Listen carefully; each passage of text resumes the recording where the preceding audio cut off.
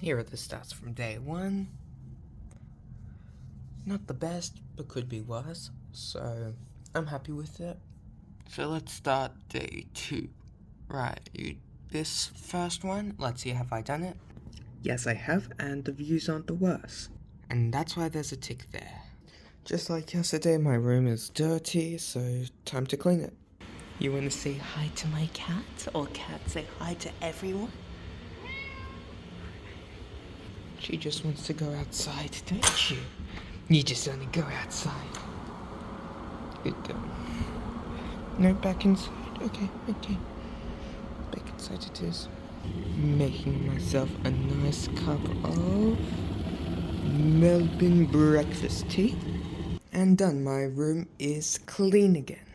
Let's give ourselves a nice little tick.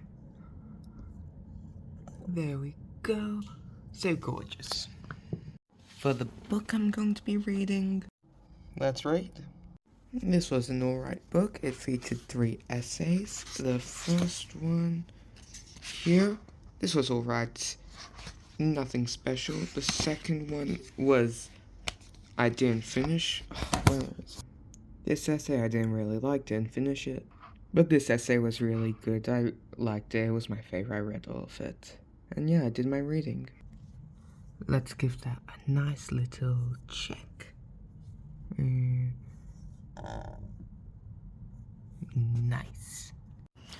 So, like I said, I wrote it down. Then next is accept or blame. I wrote down don't be a coward, think before you act, like don't get in the situation in the first place. Normally when I don't accept the blame, it's because I'm like scared. So that's where don't be cowards, and also just calm down. Like breathe, you'll get through it, be rational, and just accept it. You did it. So that's it for today, and I failed so much on my daily goals. So I'm not blaming this on anything or anyone, which is a bad sign if I have to say that, but this is all my fault. But after the reading, I don't know what happened. I don't know if it was like an anxiety attack, panic attack. Like, I've had a panic attack before. It was much less severe than that, what I had. But, like, I just couldn't concentrate. Like, the sense of impending doom of the situation of, like, losing a friend, obviously, it's big, also because I have no idea what the future will hold, especially when school starts again. So I just got nervous over that, the unpredictability and unknowing of the future, and scared that, like, I lost one of my favorite people, and I just couldn't concentrate. And yeah, I did what so it's been a month, and most of the time in the month I did, like, in this past month, the thing that I did most was, like, basically cry and just try to drown out my feelings by going on YouTube Shorts. So I hate to say, but that's what I did with my day. Also, I need to change the weigh-in because that doesn't count. It's losing weight. That's where it should have been. So I failed that, obviously. Drowning out often involves food. How do you think I got to this place? Obviously failed my diet. Yeah, I had my tutor today, which was really good. It means I did 60 out of 90 minutes of studying, even though I wouldn't have done it without him. I still did it, so thank God I had him today. Yeah. Also, I just wanted to tell this little story about why I chose accepting the blame as today's topic. Other than that, friend said that's a quality that she didn't like about me when we were still friends. Oh God, it hurts to say, I could have prevented that beforehand. But, yeah. Obviously, I didn't listen, which is why I'm here today. But also then there's this other story of my favorite person in the world, and for his privacy, let's call him RC. So I was like to RC, hey, because context, me and RC, we often have very philosophical, deep discussions because it's fun, let's be honest. That's why we both enjoy math, like getting complex into thoughts, you know?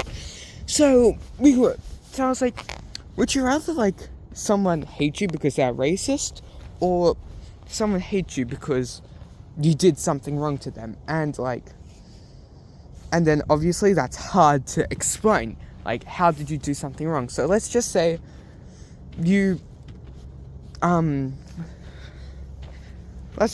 used to date their sister and you didn't treat them bad. Well, yeah, you weren't abusive, you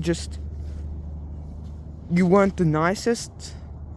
Like, nothing bad, nothing illegal, didn't traumatize the sister, didn't give the sister any future issues, just she didn't like you by the end and you got separated, and so now the brother doesn't like you because association.